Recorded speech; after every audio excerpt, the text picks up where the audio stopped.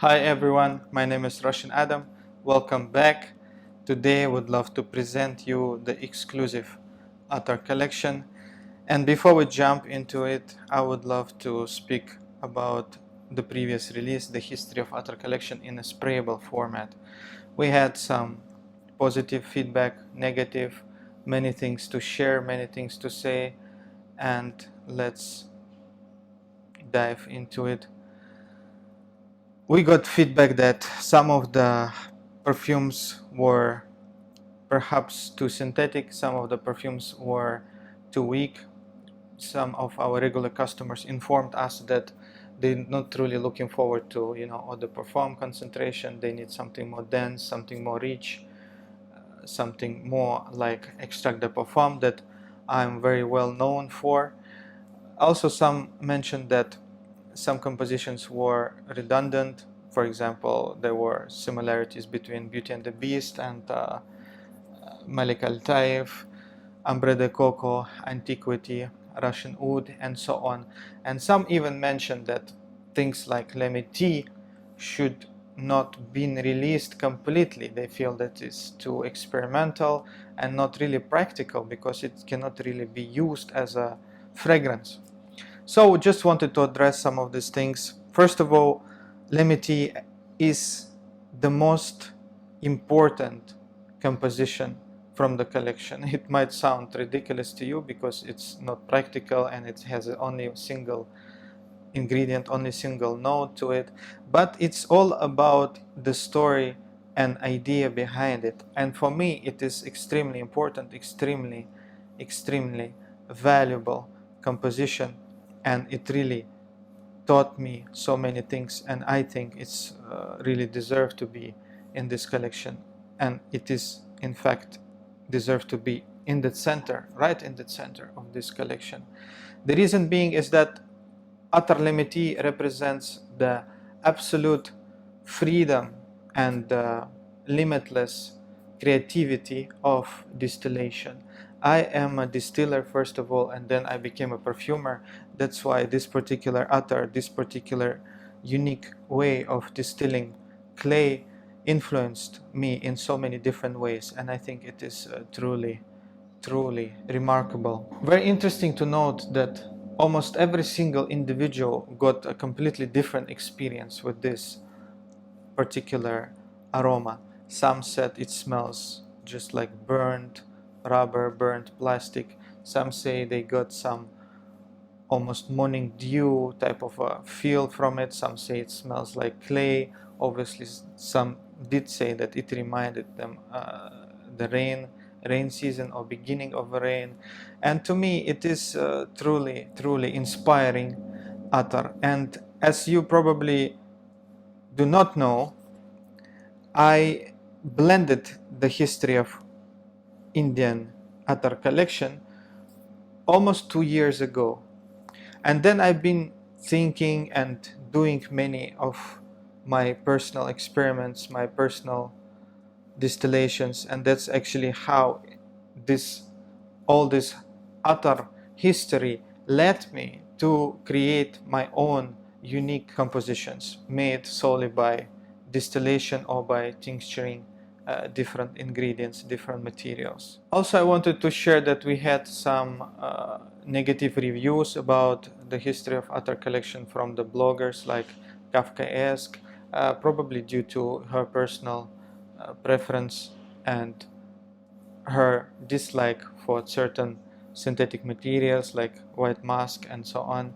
However, I did receive an extremely positive feedback from Claire at her Take One Thing Off blog, and that really means a lot to me because just recently she done a wonderful job writing almost a full book in her blog related to Indian attars. So she really dig very deep into attars, how they made, how they smell, and the tradition of this particular part of perfume history.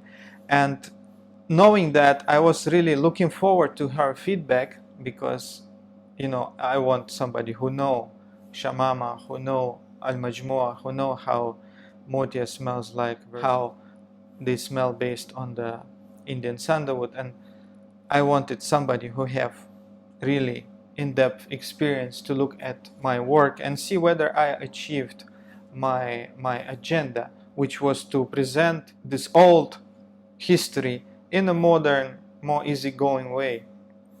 And very gladly, she gave a very positive review for most of the compositions. She absolutely loved Beauty and the Beast, Al Majmua, and she described that really she could feel the attar being almost framed into a more modern structure and presented very wonderfully. And I'm personally very glad and very happy about it. Nikhil, thank you, Nikhil, also gave a good feedback for a couple of compositions from the History of Attar Collection, and it truly means a lot to me because this is a person who grew up wearing Indian attars and he appreciated my take on this particular genre. I also wanted to share our wonderful trip to Dubai. We had a beautiful time in Dubai. Exhibition Beautyworld went amazingly well. Me and Bortnikov presented our fragrances there, and it was again almost an eye-opening experience, seeing different people, different new people, people who never tried my fragrances coming and smelling them for the first time. And I was very glad to hear some of the feedback from these people because they were like approaching me, smelling the fragrances, and I looked at their faces, I looked at their eyes, and it was truly a remarkable experience when they smell it. And some of them were like, wow, we feel something different, we feel something else, we feel natural jasmine, we feel natural oud, natural rose, hips of sandalwood. And they often say like many fragrances smell kind of the same, but here we feel something else, we feel something, something interesting, something touching, something, so unique and so natural. And that was a very amazing thing to hear.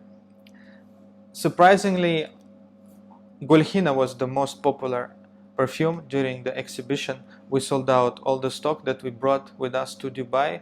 And again, I was extremely happy seeing people who not used to oud, musk and heavy fragrances coming and finding something that they can easily digest and very much appreciate and still find even a bit challenging. Like some of the people think that, Gulhina is little animalic or indolic, whereas for me it's completely absent from any animalic notes. But they find it like quite challenging, some of the newcomers. And then you can see how they appreciate it, they buy it, and then slowly already they start to gravitate towards something even more challenging. Like from Gulhina they might try Malik al-Motia, they might really smell this indolic, slightly dirty jasmine and try to digest it, at least try to understand it. And obviously then, Ambre de Coco, Beauty and the Beast, a very heavy, very animalic, very dense compositions. So I was very glad to see how this collection captured such a broad spectrum of different styles, of different smells, of different genres, if you will, as well as different price points, because not everyone can afford, oud, heavy, dense compositions that are normally more expensive. So people were purchasing some of the Gulhina, even Lemeti, and then trying and looking very interested with Beauty and the Beast and Ambre de Coco. And I really realized that it truly makes sense, and this collection acts as a bridge for newcomers, for the people who really do not know the brand, to come a bit closer, to see, to try some of the fragrances, to find some of the easygoing scents that they personally like and can easily pull off and wear anytime, any day, anywhere, and then gravitate towards more heavier scents and slowly but surely discover them and fall in love with them as well. Extremely happy and glad to announce that we are now present in Dubai.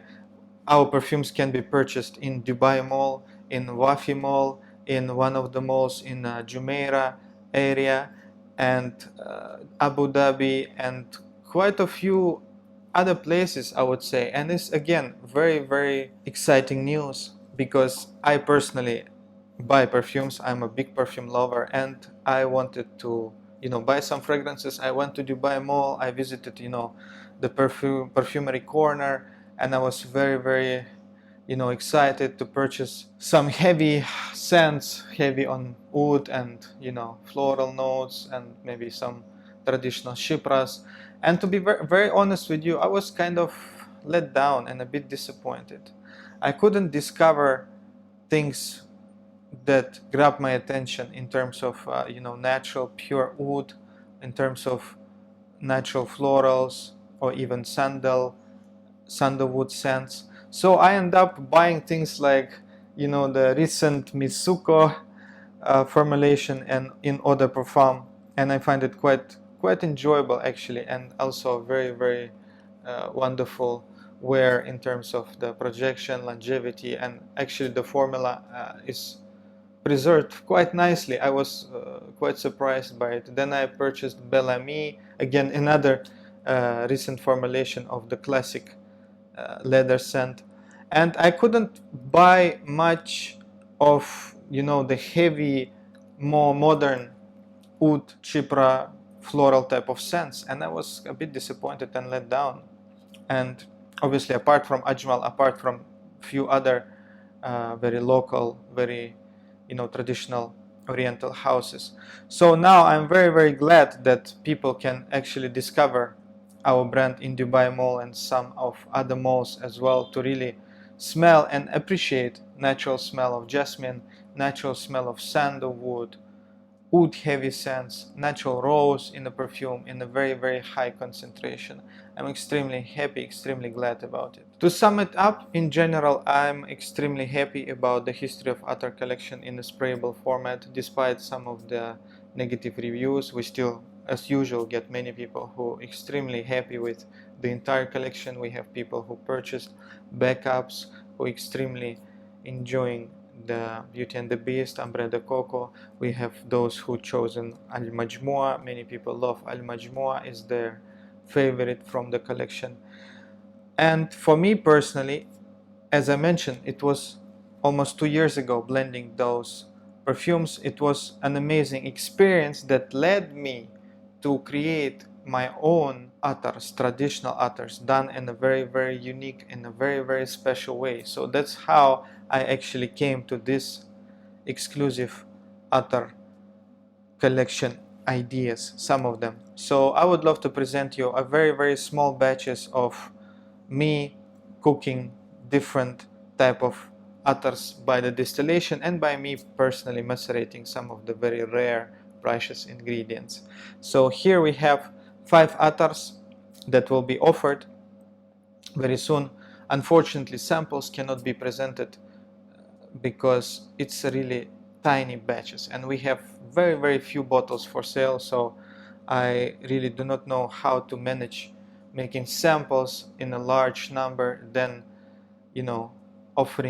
having something left to offer the full bottles. I think if I offer a large number of samples, I will not have any bottles left, or perhaps if people purchase samples, there will be very few individual bottles left. So I decided just let it go the way it is, 3 grams per bottle, and that's it, because this is really a micro batch type of distillations conducted by me personally. So we're talking about 2 attars made by distillation without actual blending, 2 very unique, very special attars, and 3 macerations of precious ingredients.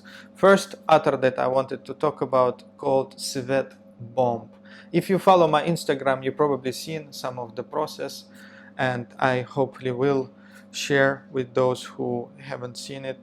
So what I done for this particular attar, I had this amazing vision of creating something extremely pungent, extremely animalic, yet balanced and contrast with the beautiful softness, floral softness and creaminess.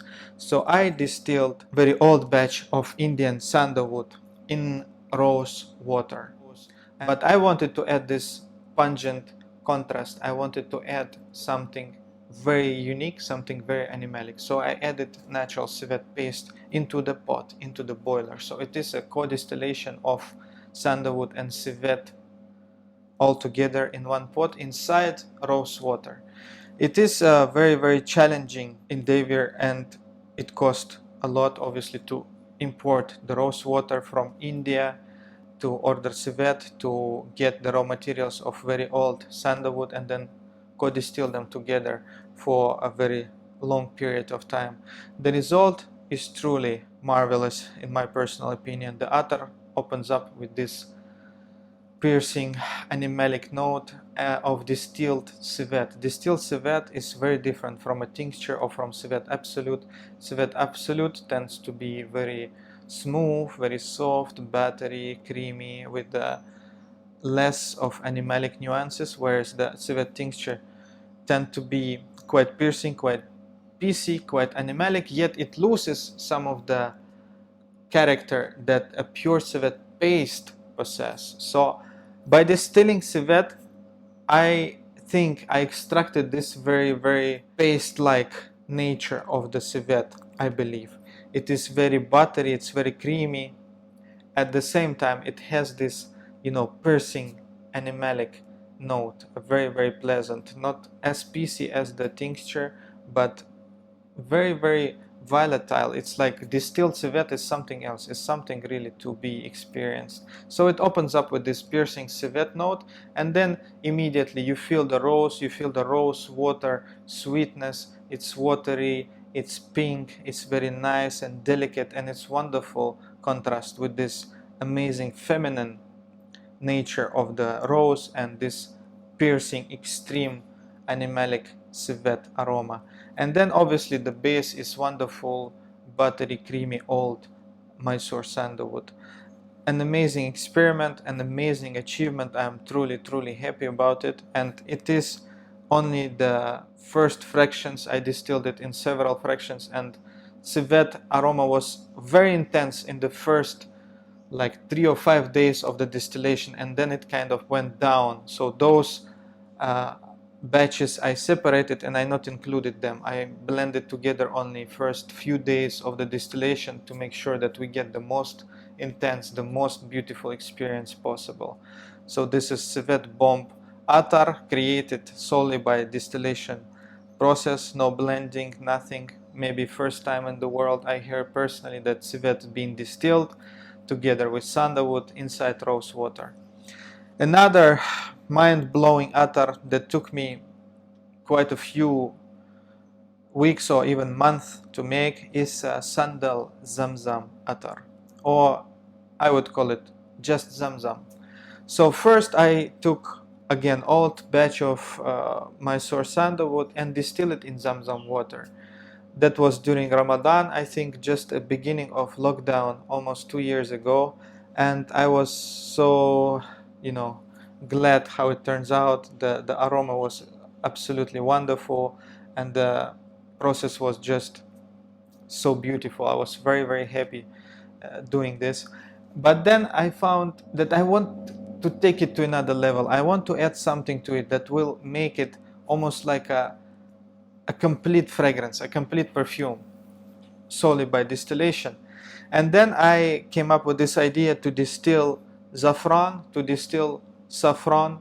Indian saffron, with the deer musk in the water of ylang ylang, rose, and jasmine. I purchased those hydrazoles. Those hydrazoles were extremely fragrant. When I remember I blended them together, I was like, wow, this is going to be really special, because the hydrazole, the water itself used for distillation, smell like a amazing classical French perfume, and obviously for a good reason. Rose, jasmine, and ylang ylang is this classical bouquet so commonly used in very old French perfumery. So I then soaked saffron in this water, in this fragrant water, for several days, and added Siberian musk to it. The aroma was truly remarkable. The smell, the color of this water was mind-blowing. So I was scared to distill it on its own, because I didn't know if I'm gonna get much out of it, because obviously there's not much oil, but the aroma is so intense. So I decided, okay, that's the time.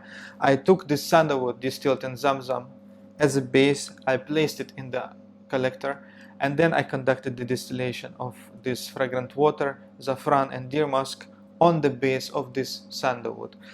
And it was remarkable. As I said, again, remarkable experience. Very, very fragrant distillation, very colorful oil. All the process you can see in my Instagram. You can go back like, I don't know, 100 posts or so to see how it's been done. I will try to include the images, probably the videos of the process, into description of these fragrances, into description of this attar. And the result, it was not as balanced. As soon as I collected the oil, I was a bit disappointed. Saffron was not very prominent, and the musk was not there, and you know, the floral notes were like everywhere. I was not extremely happy. But now, after settling for like a year or two, because obviously first I done the sandalwood, and then after several months I done the distillation on top of it, I can truly say that this is 100% successful experiment, and the vision was done to perfection. It's beautiful attar done again only by traditional distillation. We met with Sergei Borisov, one of the Fragrantica authors, a very old school writer, very experienced person in terms of old French perfumery and modern perfumes. And he smelled this attar and he was like, it reminds me of Joy by Pateau, like a traditional version of it, an attar version of it. And it was a very, very pleasing compliment to hear, because, you know, I never could imagine that something like fine French perfumery can be done with the process of traditional distillation and nothing else, just using hydrozoles, sandalwood, saffron and musk, only natural materials, only natural process of distillation, no actual blending, and you come up with a so balanced and so delicate and extremely pleasing composition that, being compared to some of the greatest French perfumes of all time, I'm truly happy about it, and I'm truly excited that, you know, the Indian attars, the history of Indian attars, and then the sprayable Indian attars finally led me to make something like this, to create something like this, to take this traditional method and use it in a very unique, very modern way, again implementing some of the old French style into it. You know, as you know, I love to do it since the day one of Areej DORE with my Ottoman Empire Siberian musk, and then create something that really can stand out from the crowd and can be something so unique, done by traditional distillation only. Looking at it as a perfumer, because obviously now I have a little bit of experience being a perfumer, and then coming back to distillation, doing this attar, it was a truly remarkable experience, and I'm very happy about it. The remaining three attars are macerations of very rare precious ingredients. We have our Musk de Taif, which is sandalwood, our 20 years old Indian Mysore sandalwood, macerated with the Siberian musk pod skin and some of the grains, a touch of grains, and majority is the skins. So this created this sandal leathery wonderful maceration. And then I topped it up with the Taif rose that been distilled in the Taif rose hydrosol. So normally musk is macerated, the grains, in sandalwood. So I done the skins. It brought up more of animalic leathery facet. And another option for maceration is Taif rose. In Arab countries it's common. Musk is macerated in Taif rose. So I decided to create a mixture, sandalwood musk with the Taif rose together. So I think this attar is very beautiful, classical combination. Instead of just sandalwood and musk, you have leathery nuances and animalic nuances of musk skin with sandalwood, and the top note of very, very lemony, fresh, bright, piercing Taif rose. So we have this, then we have our vintage musk. Again, if you follow my Instagram, you can see the beautiful aged musk pods that I got again around 6 or 8 months ago, and then I macerated them in the government Mysore sandalwood. This particular maceration is all about the classical aged musk aroma. Instead of the putting fresh musk, I used aged musk, and the difference is significant. A fresh musk normally has a very, very pronounced, bloody, piercing, animalic scent to it, and it's obviously, in my personal opinion, perfect to be used in a perfume composition. Whereas for maceration, you need something more gentle, something more soft, and you want as minimum moisture as possible. So this musk was completely dried. It was perfect for the maceration, and then obviously I took the most precious sandalwood that I had at the time. Again, you can see it's sandalwood unboxing, it's been lab tested. Then I unboxed every single bottle, and then I macerated this old musk in this very old sandalwood. The scent of this maceration is like no other maceration I ever tried. It's all about soft, delicate, chocolatey notes of musk. With the process of aging, all the bloody, piercing, metallic, and animalic notes been evaporated, and we're left with this powdery, sweet, very delicate, chocolatey smell, and it's completely infused and saturated the sandalwood and created this wonderful marriage of notes. The process of this maceration, again, you can see at my Instagram to fully immerse into the creating of this wonderful maceration. Finally, Royal Ambergris. It's our beloved Mysore 2000 with dusted Irish white ambergris. The secret of this particular maceration is the fact that the ambergris was completely white, completely dried, yet having some animalic, beautiful animalic facets to it. Normally, if ambergris is very white, often it's very faint. The aroma is almost hardly noticeable. It can have an impact on the composition, but in terms of the scent, it's not 100% pleasing for people like me who love animalic kick into their scents. But this particular piece, it was so fragrant, it was completely dry, completely white, yet with animalic nuances. I've been able to dust it in a complete powder, in a very, very fine powder. Again, you can see my Instagram. Look at the process. That made this particular maceration completely spread through the sandalwood.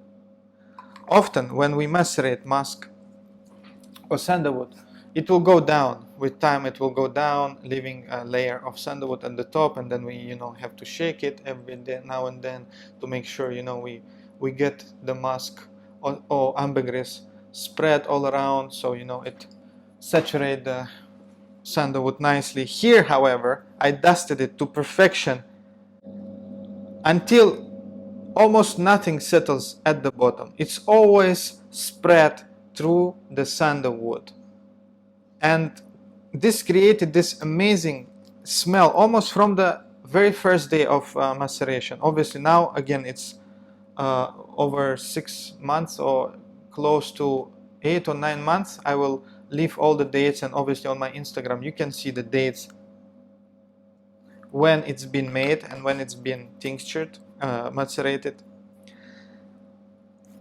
No words to describe this. It's very, very creamy, and this ambergris scent